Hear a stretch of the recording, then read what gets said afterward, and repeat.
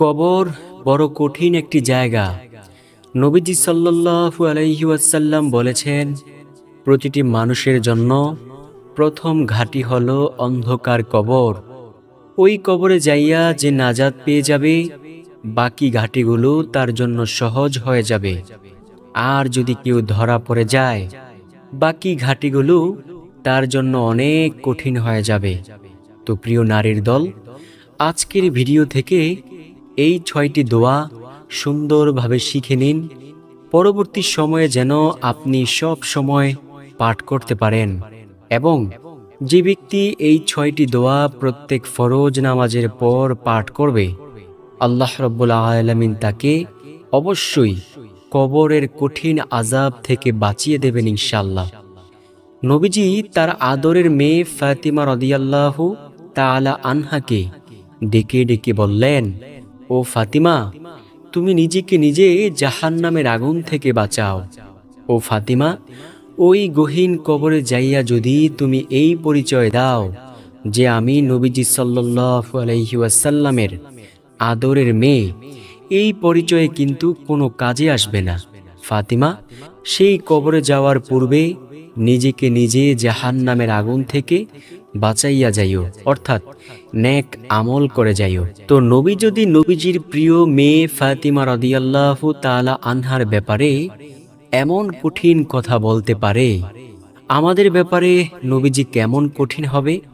তো প্রিয় নারীর দল, চলুন একে একে 6টি দোয়া শিখে নেই। 1 নাম্বার যেই দোয়ার কথা বলবো, সেই দোয়াটি হলো সুবহানাল্লাহি ওয়া বিহামদিহি, 100 বার বলা। নবীজি সাল্লাল্লাহু আলাইহি ওয়াসাল্লাম সাহাবে কেরামদেরকে বললেন, ও আমার সাহাবীরা, আমি কি তোমাদেরকে এমন একটি আমলের কথা বলবো, যে আমল যদি তোমরা কোনোদিন 100 বার করতে পারো, আল্লাহ তোমাদের আমলের দাম হাশরের মাঠে সবচেয়ে বেশি করবে? সাহাবে কেরাম তো ছিল আমলের জন্য অনেক পাগলপারা। সাহাবে কেরাম রাদিয়াল্লাহু তাআলা আলাইহিম আজমাইন বললেন, হ্যাঁ ইয়া রাসূলুল্লাহ সাল্লাল্লাহু আলাইহি ওয়াসাল্লাম, বলুন কোন সেই আমল? নবীজি সাল্লাল্লাহু আলাইহি ওয়াসাল্লাম বলেন, যদি কোনো ব্যক্তি 100 বার বলতে পারে সুবহানাল্লাহি ওয়া বিহামদিহি, তাহলে তার আমলের দাম হাশরের মাঠে সবচেয়ে বেশি হবে। সাহাবে কেরাম আবার প্রশ্ন করলেন, ইয়া রাসূলুল্লাহ সাল্লাল্লাহু আলাইহি ওয়াসাল্লাম, অন্য কারো আমলের দাম এর চেয়ে বেশি হবে না? নবীজি বললেন, হ্যাঁ, ওই ব্যক্তির আমলের দাম এর চেয়ে বেশি হবে যে ব্যক্তি সুবহানাল্লাহি ওয়া বিহামদিহি 100 বার থেকেও একবার হলেও বেশি পরিমাণে পাঠ করবে। আল্লাহু আকবার। এছাড়াও নবীজি সাল্লাল্লাহু আলাইহি ওয়াসাল্লাম বলেন, যদি কোনো ব্যক্তি 100 বার সুবহানাল্লাহি ওয়া বিহামদিহি বলতে পারে, তার গুনাহের পরিমাণ যদি সমুদ্রের ফেনা রাশির সমতুল্য হয়ে থাকে, তারপরেও আল্লাহ সেই গুনাহগুলোকে ক্ষমা করে দিবেন। সুবহানাল্লাহ, আল্লাহু আকবার। প্রিয় নারীর দল, জীবনে তো গুনাহের কাজ আমরা কম করলাম না। আমরা পুরুষেরাও অনেক গুনাহের কাজ করি, নারীরাও আপনারাও অনেক গুনাহের কাজ করেন। দেখেন, এই গুনাহ লইয়া যদি কবরের জিন্দেগিতে যাই, আমাদের নারী পুরুষ উভয়ের কোনো দিশা থাকবে না। তো প্রিয় নারীর দল, যদি জান্নাতে যেতে চান, যদি কবরের আযাব থেকে বাঁচতে চান, প্রথম নাম্বার দোয়া বেশি বেশি পরিমাণে অবশ্যই পাঠ করুন।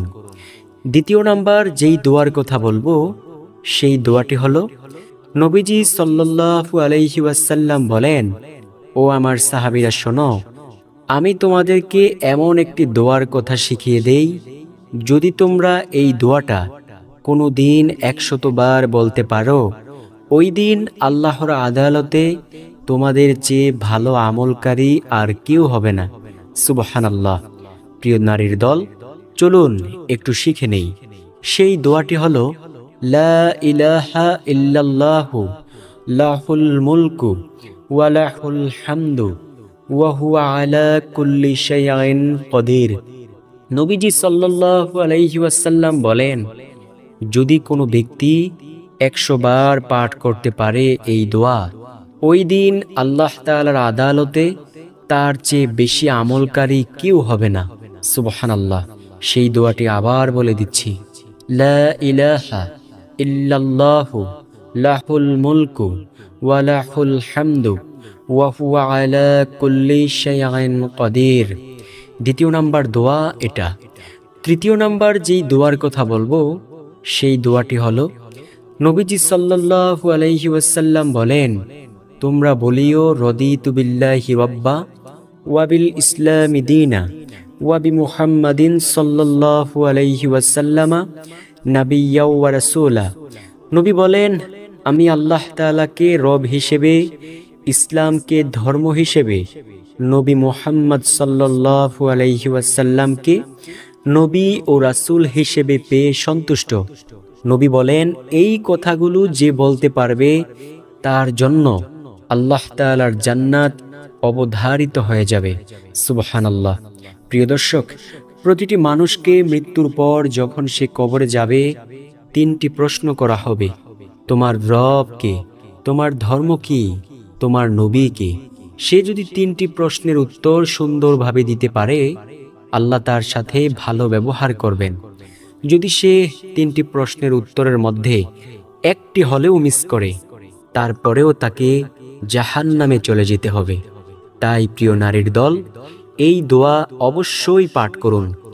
চতুর্থ নাম্বার যেই দোয়ার কথা বলবো সেই দোয়াটি হলো, নবীজি সাল্লাল্লাহু আলাইহি ওয়াসাল্লাম জামাতে নামাজ আদায় করতেছেন, নবীজি ইমামতি করতেছেন, সাহাবে কেরাম পেছনে নামাজ আদায় করতেছেন।